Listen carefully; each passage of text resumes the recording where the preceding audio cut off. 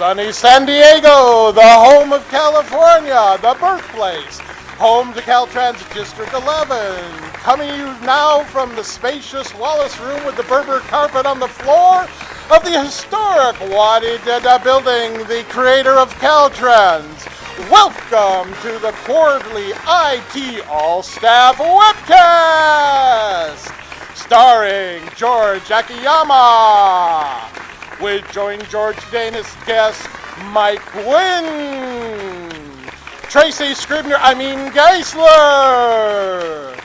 Patty Natsonger, with special guest Gary Batiste from the TMC, with extra special guest Jacob Elrod.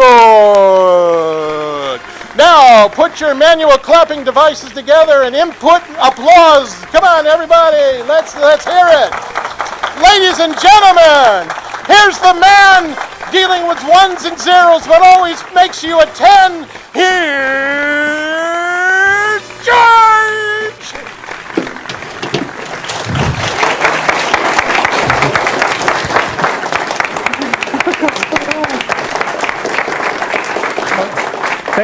Thank you so much for the great welcoming. I want to thank everybody, right, for putting this together, and I want to welcome everybody here, certainly in the audience and back home on the webcast, to the second quarterly IT All-Staff meeting.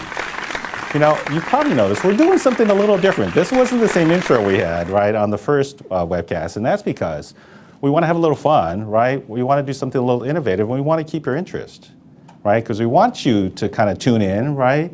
We want you to get engaged. We want to take this time to inform you. And we also want to take this time, right, to answer questions, right? The communication is kind of one of the hallmarks of any great organization. These quarterly all-staff meetings are huge for that, right? We need to make sure we stay engaged. And so changing the format every now and then is what we're going to do, right, to have a little fun with it. You might recall from the first all-staff meeting, the innovative thing we did was we let you folks vote, right, in the audience and here on where we're going to send the IT division chiefs and the IT executive management. So thank you all. We picked San Diego, right? So a good move. That restored my faith on all of IT. So great decision making.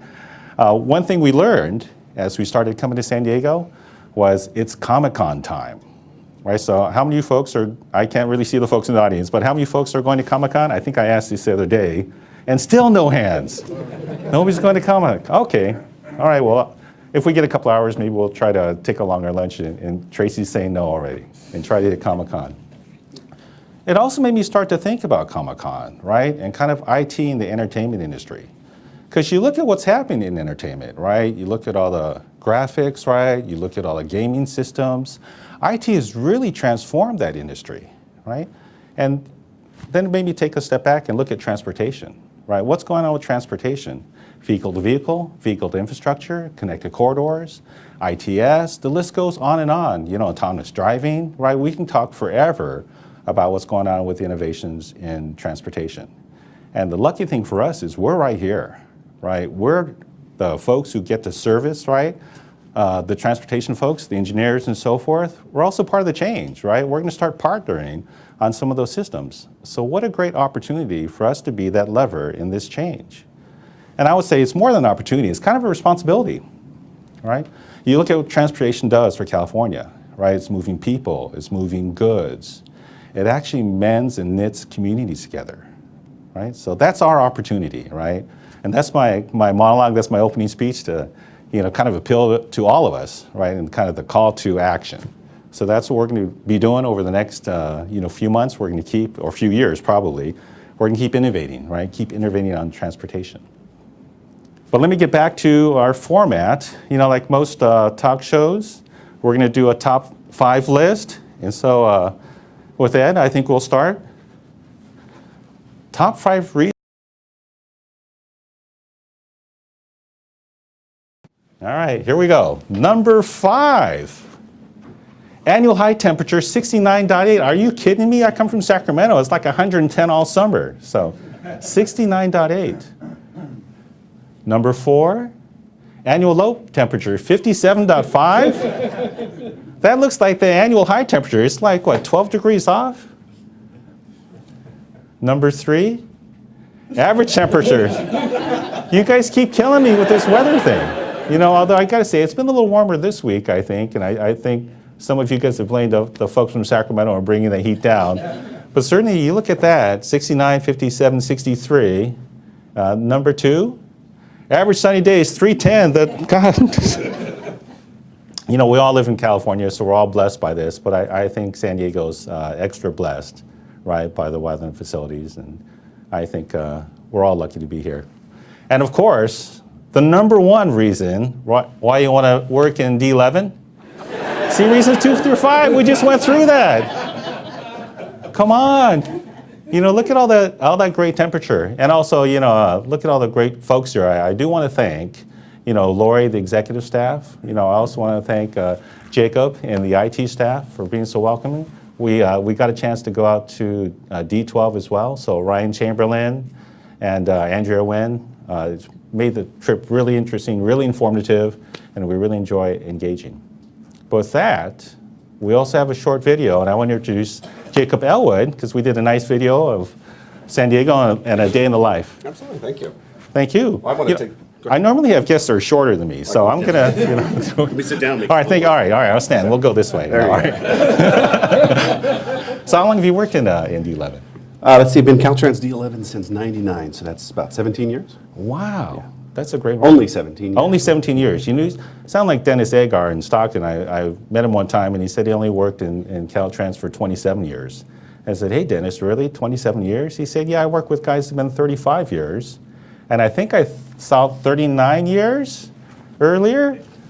Yes, nicely done.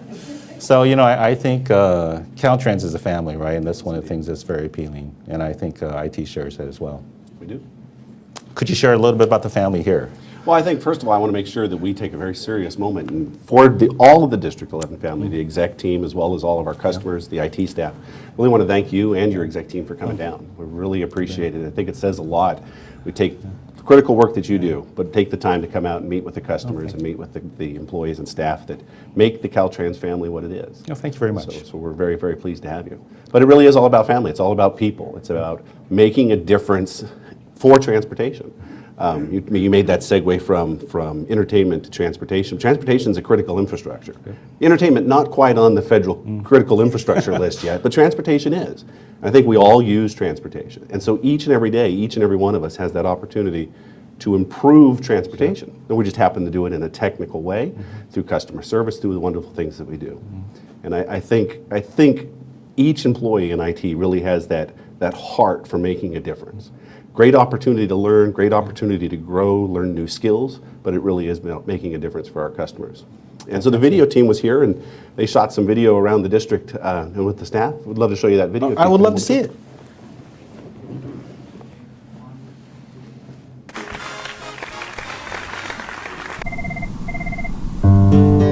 I really love being able to just help somebody. You know, if somebody needs something, if they think there's a better way to do something, if they've got something that's broken, whatever it is, call us. We want to see if we can make it better for you. The term IT is it, so a lot of people think you're it when it relates to IT work. And I like the challenge of changing and learning again, and you're always constantly learning. In the IT field, everything is changing constantly all the time, and it's quite a challenge to keep up with it all. I got their back, they got mine. Do what you like to do. Follow, if there's something that you're interested, ask questions and enjoy the job that you're doing. Pretty much be who you want to be. Lay low or aim high. It's up to you. Thank you very much. I want to give you all a hand. I got to tell you, I saw that video for the first time last night, and I was inspired. I was inspired by your desire to help. Right? I was inspired by your focus on mission. So, I think that's something. I know I've talked to Ed in the back about, piecing some stuff together like that for a recruitment video, right? It's very genuine. I really appreciate that. And Jacob, I want to thank you again, right, for hosting us in D11. I got to tell you, really helped us understand what life is like in the district. I really like the server room tour too. Hot out, cold out, all the cleanliness and sanity of your server room really tells me a lot about how efficient your operation is. We appreciate it. Thank you. So thank you. Thank you very much. Appreciate it. All right. All right. Gary, come on down. Okay, thank you. Thanks, Gary. Now, you're just our special guest. You're not the special guest, but... I appreciate the district opportunity to be a special guest here with your IT. This is a great format. Actually, my contract said I was supposed to have a band intro and my own video clip. I'm sorry, did you get the green M&Ms? We were supposed to get the green M&Ms in the green. Really? Oh, we got to talk to the production folks. Ed, we got to work on that for the next time. All right. Next time we'll have you on. Well, you know, I do want to thank you for taking the time to meet with us, because really, you know, the program here is why we exist. You know, IT's at its base a service organization, right? And really kind of at the peak, and what I see some of the stuff here is a partnership organization as well. But you know, that's great. But we don't get there unless we know, right? Kind of what's happening in your world, right? And really how IT can help. Yeah, thanks for the opportunity to kind of bring you up to date what's going on in District 11. And I work at I'm the deputy director over here at the Traffic Ops TMC. And we got a lot of interesting things going on in District 11 over the years. We actually have the first integrated corridor management system on our I-15 express lanes. And you know, that's it's taken a long time coming, building that infrastructure, but now we're kind of managing it, and we're doing performance metrics, and there's a lot of things related to that. And part of that is when there's an incident. You know, we're all deal with incidents all the time on the freeway system, but what's nice about the 15 corridor is that if there is a major incident, we'll be able to put on our CMS signs alternatives for motorists that are stuck in that traffic to take an alternate route on the arterial network, and then because of the work we've done with our partners at Sandag, we're able to actually identify the incident, where it's located, and then alternate route, and then once they get on the alternate route, our traffic single timing, working with all the local agencies in the corridor, helps to get them through that bottleneck, you know, get them off the freeway, get them around the incident, and then our ramp metering systems, which we manage here at the TMC, we're able to tighten them up upstream and free flow them downstream to get around the incident itself. So, and the other thing we have in the I-15 express lanes is we have a movable barrier. Wow. So it's you know, right now the HOV lanes, and it's a fast track system, so you can pay to play, get into the express lanes. So it's a 2-2 normally, 2 express lanes each direction, but we have the ability to move it to make it a 3-1-1-3 configuration, depending on if there's a major incident or based on daily congestion. So right now we're moving it every Thursday, because every Thursday seems to be the worst day of the week, and we're trying to get an idea what driver behavior is when we do move it to a 3-1 in the morning going southbound and a 1-3 in the afternoon northbound. So, so it's a new system. Intimately worked with our Sandag partners to get it running, and where IT's involved is that, as you know, we have issues all the time that come up because of, you know, technology and new things and that come into play, and different versions of software and that sort of thing. So when there's changes that need to be made to the system, we definitely need IT's help in those areas. Well, thank you, Gary. You know, I really appreciate that. You know, and I really appreciate the innovation that you're doing. You know, the movable barrier sounds pretty unique. Actually, I don't know. Do we have anything like that in any Well, we have it other in the district? Coronado Bridge too, going over. But there's other states. You know, Washington. Washington State has it, and DC, and you know, yeah, that's just one of the things. And then other. I mean, the big part I think that where IT is involved in terms of how we do our work is we manage traffic, we manage incidents, and we gather data. And data is king, as you know. It's very valuable in everything we do in our lives, in marketing. And they know too much about me, I think, when I go on Amazon and what I buy, because every time there's a sale, it pops up, and all of a sudden it's like, wow, how'd they know I like that? You know, and it's really amazing. I know, it's kind of scary. Netflix, you know, they do great recommendations when I'm out there. Like, how'd they know that? Music, you know, the whole deal. Everything. It's all the predictive analytics. So now it knows where I want to travel. Oh, man, really? You're kidding me. So, you know, with the Waze apps and things like that are available. And we've just started a partnership with Waze. And so we're kind of working with them to exchange information. So what is it that's of value, like our closures, when we have closures, to give them advance notice of those closures so that they can put it in their system and get it out to the public. when we have these closures. And then there's information we can get from them because there's all these smartphones going all around the state, and they're getting good information when something happens right then and there, on the freeway system. So if we can get more timely information from them, we're able to react a little sooner and get the message out. And the whole idea is to try to manage traffic. And so that's our future, because there's no transportation funding. It costs a lot of money to expand the freeway system. There's a lot of work going on out there right now, but when you look at the long term, we can't just keep expanding the footprint, and we have to manage with what we have. And so that's where IT comes into play with business solutions. How can we best use what we have and get the information out there to the public so they can plan accordingly when they do their commute. Well, fantastic. I think I've said earlier, and I really do believe transportation kind of mends community together, right? So the more we can do that to get more throughput, right? Because you're right, I've heard right-of-way is really hard, right? We can't just keep opening up our footprint. We got to make the most of what we got. Absolutely. So thank you for all your efforts with that, and thank you for partnering with us. We look forward absolutely. Right, to more partnerships in the future. That would be great. We really Awesome. appreciate it. Thanks All right. for everybody out there on the IT side and efforts you guys do every day to help us out. Real-time information is what we're striving for. And so, All right. Fantastic. Yep. Thanks, Dave. Appreciate your time. Appreciate it. All right.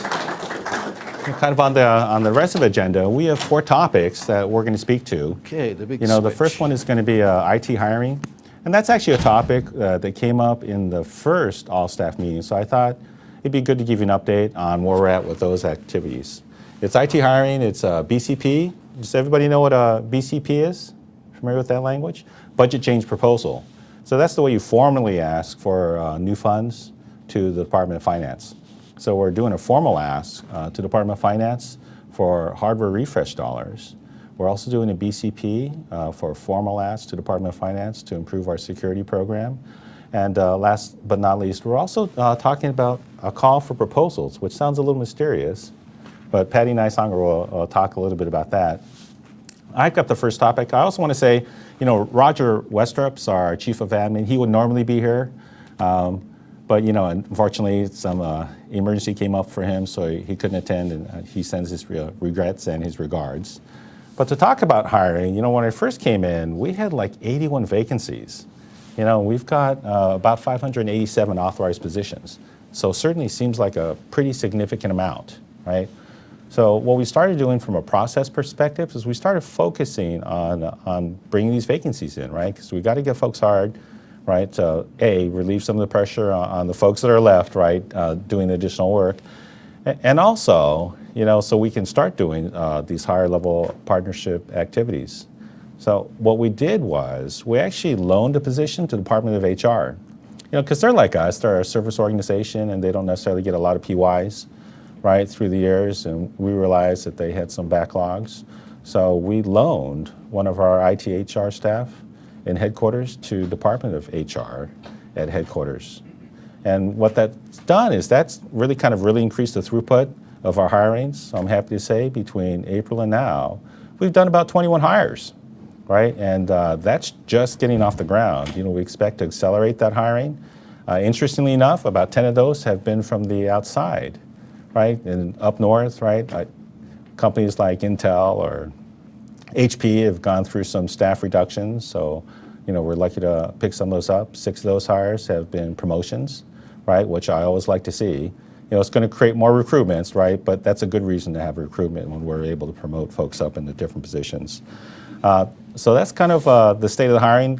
Please keep posted. I really want to get our vacancy rate kind of much lower, right? So for the soups and managers out there, we're going to keep asking you, right, kind of where your recruitment packages are, and we'll be looking at that as we come into the fall and winter months. Now, speaking of hiring, right, we just hired Mike Wynn. So Mike, can you come on up? Welcome. See you, George. Thanks for having me here. Hello, everyone. So Mike Wynn is our new hire. He's a Chief Technology Officer, and you've been here 5 weeks. Is it been 6 weeks, maybe? It's a little bit over 2 months. Yeah. Man, compared to 39 years, that's like a blink of an eye for some of these folks. It sure is. Can you tell us a little bit about yourself before we talk about, kind of the BCP? Absolutely. So I've been with the state for over 22 years. And I started out as a software developer with a computer science degree. I jumped in as a programmer too. Okay. And I started out with the Department of General Services. They figured out that I was a really organized person, so somehow, somewhere, I got transitioned into managing infrastructure. Oh. So that dated back, a long, long time ago. I just don't want to, tell you when that was, but it's about 17, 18 years ago. And I've been managing infrastructure, data centers, for various departments ever since, corrections, healthcare services, and recently with our retirement system, CalPERS. Spent 4 years there, being their director of the data center and managing, a hardware portfolio over $100 million. Wow. So it's been, great being there, and I'm very pleased to have an opportunity to come to Caltrans and work with all of these wonderful folks. All right. Well, thanks, Mike. Yeah. One thing you got put on right away was this BCP, right, for hardware refresh. Can you give us an update on that? Absolutely. So part of my first 30 days has been focusing in on the IT infrastructure. Okay. Well, first I want to thank all the staff who have been so involved in contributing to that effort. We've been working so hard to get an inventory together. Things like network devices, servers, storage appliances. We've been able to basically collect over 70,000 records of our assets throughout the state. And we couldn't have done that without district ITs and headquarters staff collaborating and working together to put all that together. But what's interesting is that we found out that we have a $60 million IT portfolio, infrastructure portfolio for Caltrans. Does that include the end user computing devices? No, that the $60 million that I'm talking about here is only inclusive of network devices, switches, routers, wireless access repeaters, etc. Servers, enclosures, blades, as well as storage appliances. It does not, however, include all of the end-user endpoint devices like printers, monitors, desktops, mobile computers, and so on. That's another portion that we are looking at very closely to make sure that we address, in terms of the sustainability, making sure that our employees and Caltrans programs have up-to-date equipment so that they can do their job. All right. So out of this $60 million portfolio that we have been able to gather, we've been able to determine how old they are and what we need to do with them. 60% of this portfolio is considered reaching end of life or has passed end of life and very close to end of support. So to ensure that, just like Gary was saying earlier, we're in the business of like transportation within IT, right? We got to basically help our programs move data and run applications on top of our network infrastructure. So in order to do that, we got to determine, how old, how up to date our equipment is, and be able to take a more proactive management approach to this, so that we can ensure that the network, the transportation of our data from point A to point B gets routed and deliver on time, on budget with a predictable manner, right? Reliability is what we're shooting for. Proactive management is it's all about anticipating failure and replacing those equipment before they fail, because when they do and they're critical components, they can be very disruptive to our business operations. And what I want to do is, I want to relieve all the stress and pressures for our frontline IT staff so that they don't get put into that position. So we got to work together to make sure that, we identify what they are, replace them in a timely manner, and avoid all the stress for our staff and as well as disruptions to our business programs. All right. Well, thanks. Certainly it's a big effort, and hopefully with this funding, right, we can do the refresh statewide and keep our server storage, all that network support up to date. Exactly. And to ensure that this is going to be viable going forward, We're asking through the BCP process for $12 million per year for the next 5 years, so that we can basically reduce the obsolescence population from 60% down to a manageable level between 20 and 25%, so that we can have a predictable workload. We will have a predictable expenditure plan, so that we don't create expenditure spikes and workload spikes, both for our staff as well as for our department. Awesome. All right. It's certainly a great effort. Thanks for your All right. contributions to that, Mike. Right. I appreciate it. Thanks for having me here.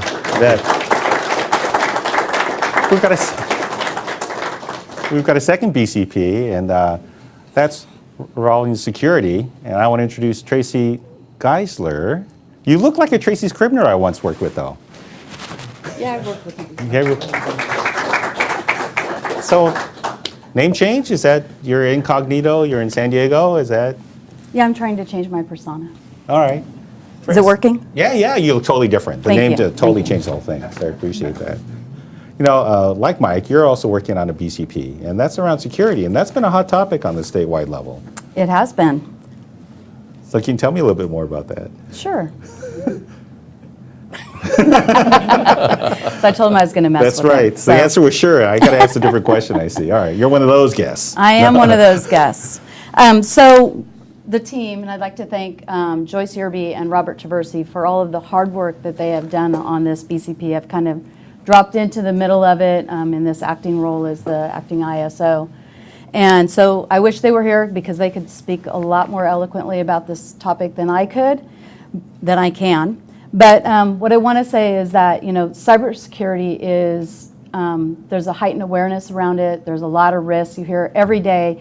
If you read the newspaper, listen to the radio, you're hearing about either cyber hacks or attempts, whatever. At Caltrans, on average, we get over 950 million cyber attack attempts every month. Not annually, but that's monthly. So unfortunately, we have some great software in place that helps with that. But we've had 5 assessments or audits in the last 2 years that have identified some risks that we have as an organization in IT, and actually, you know, out the ITS systems and things like that. Some of the things that our engineers are doing, you know, they're doing things and they're trying to get the job done. They're trying to, you know, keep that traffic flowing and get incidents cleared up as quickly as possible. But some of the things that they do if they don't have that security hat on, they may be increasing those risks. So we have with the TMCs, it was great going out to the one in 12 yesterday to listen to them, to hear their perspective, and they get it. They're talking about security. They actually have a focus on security, so that's really good. So they can be a strong partner with us. But we need to make sure that we, from IT perspective, we have the right resources in place to be able to not only thwart those attacks, but also be able to gosh, the cameras are so distracting. To be able to detect them before, right? So if somebody's trying to do something, we know ahead of time.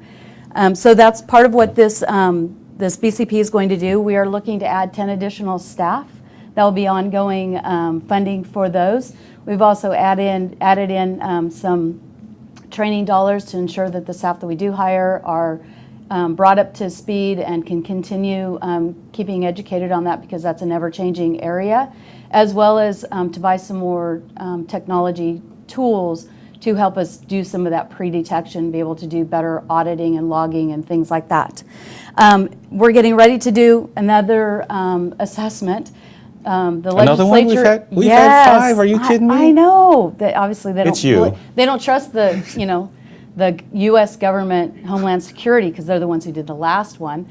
But so the legislature, in their infinite wisdom, AB 670, have determined that the California Department of Military, I've never heard them call this before, that they are mandated to do a minimum of 35 assessments on state departments every single year.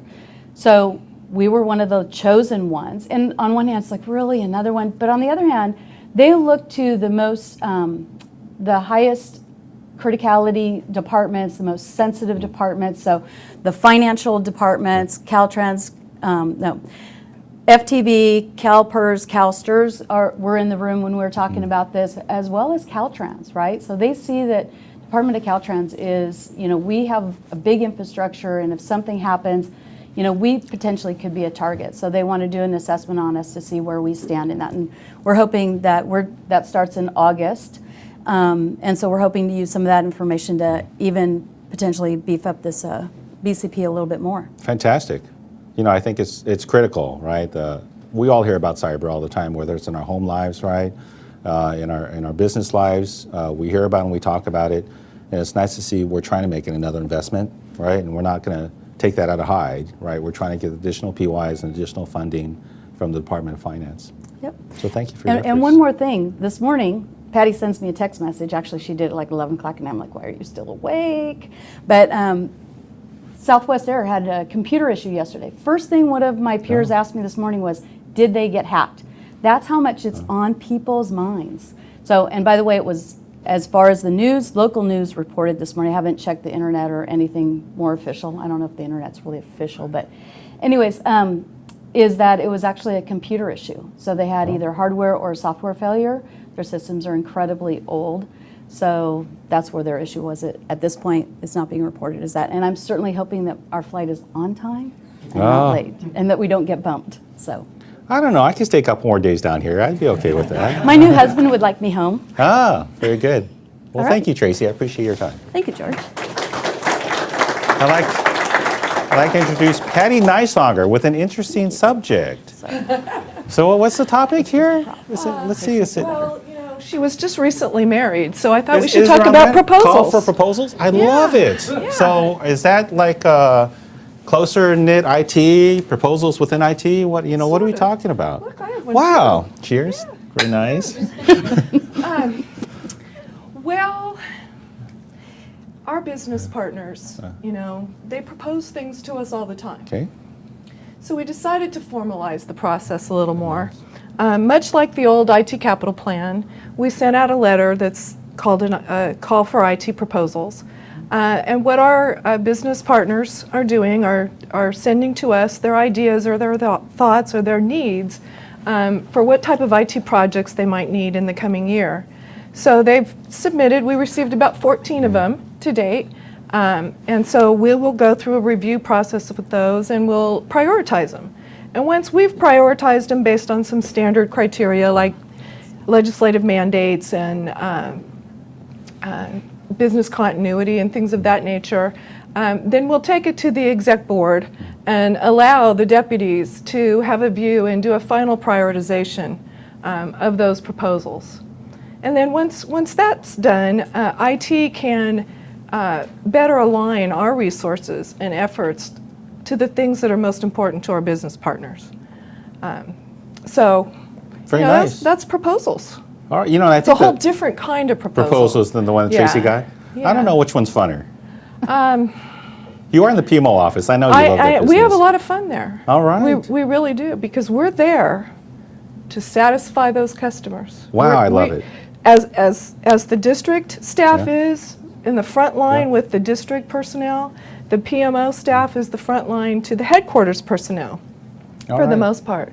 And I don't want to slight the district folks because you guys are the front line in the districts. I want to thank District 11 for the hosting of this event and welcoming us on Tuesday, and to District 12 for our reception yesterday. I really appreciated it, and I've been to a few other districts. I haven't made it to all of them, but I know you're all out there meeting those customer needs every day. And if my two peers over here actually get all that money, that means there's even more work coming our way. Oh, so you're going to end on a positive note. I appreciate that, Betty. Well, I think the nice thing about the IT project proposal process, right, is it gives us the lead time and it lets us prioritize all those larger efforts, right, that are coming Absolutely. down the pipe. Mm-hmm. And it also lets the program area weigh in on that because, as you said, they're going to the IT exec board. So we've already done the intake on them, right? We're going to do a first order of prioritization. Right. And based on that, we're going to go to the exec board, and hopefully then we all have a list of the larger project efforts Absolutely. that are happening and their priority. So we don't get hit with 12 in 1 year, right? Right. We'll look at that and we'll say, well, from a capacity standpoint, maybe we can only take on 1 or 2 or 3 or whatever Right. that magic number turns out to Right. Then the smaller ones will just help facilitate through the process and get those moving. be. So the smaller ones, are they under a certain dollar amount, or what? For the most part, anything that would be under about $500,000. Wow, that's smaller. Holy smokes! That's you a sound pretty like my small wife when effort. she's asking to go shopping, and like she's got a big limit. So all right. All right. Well, thank you very much. You know, we did get a couple of questions ahead of time. So actually, if I can invite the IT division chiefs back up, and Jacob, if you can come up too. And let me start with taking questions in the room first, actually, you know, since you folks were so nice to have us here. Well, I know we had a chance to have a discussion earlier, but do we have any additional questions? Oh, please do. I know you can make the meeting on Tuesday. Now, I'll warn the room, if it's a tough question, I'm going right to the sofa. So, all right. Well, this is a question for you, George. Oh, wow. Now you're going to call me out like that. I heard from the meeting on Tuesday that you were very pro one IT. Yes. And so there's not like districts and headquarters. Yes, absolutely. With that being said, have you thought about bringing someone from the districts to join your team? You know, certainly we've got the whole recruitment process, right? So I think for all positions that come up, you know, I'd like to see, you know, a variety of candidates that come up and interview.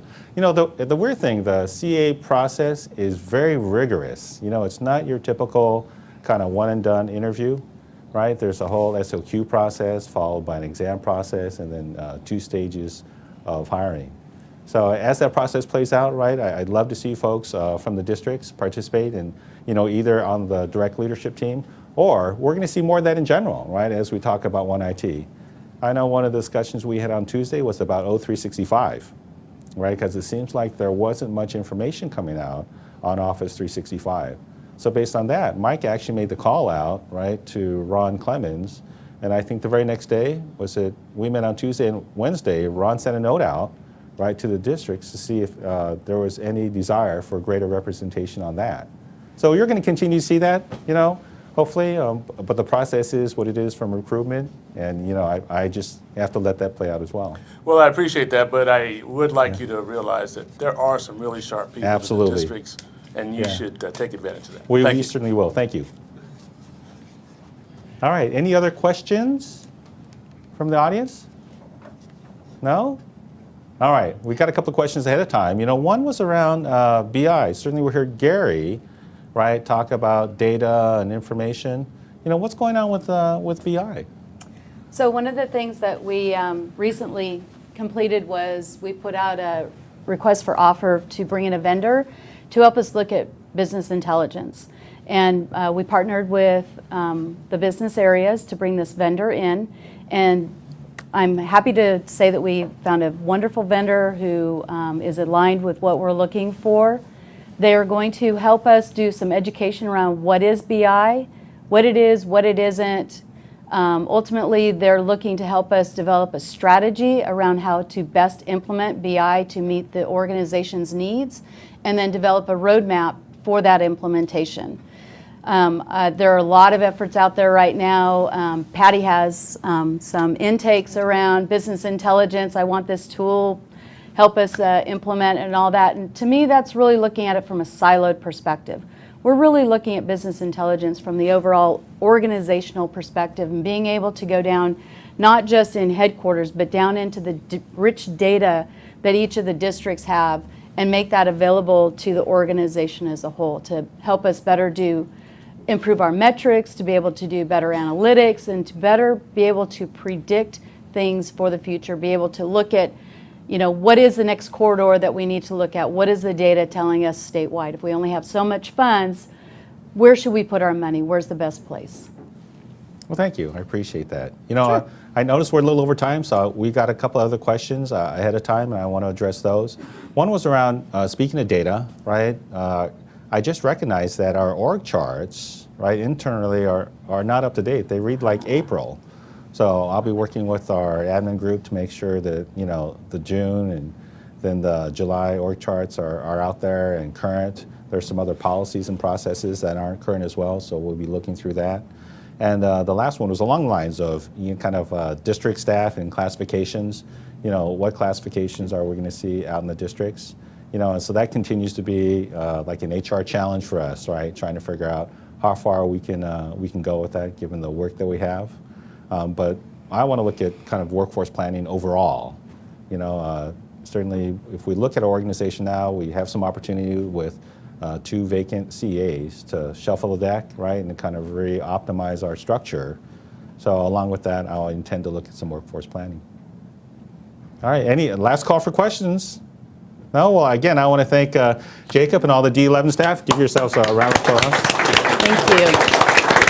For doing such a great job hosting us, as well as Lori and everyone else here in San Diego. And we really had a great time, and we hope to come back soon. Thanks.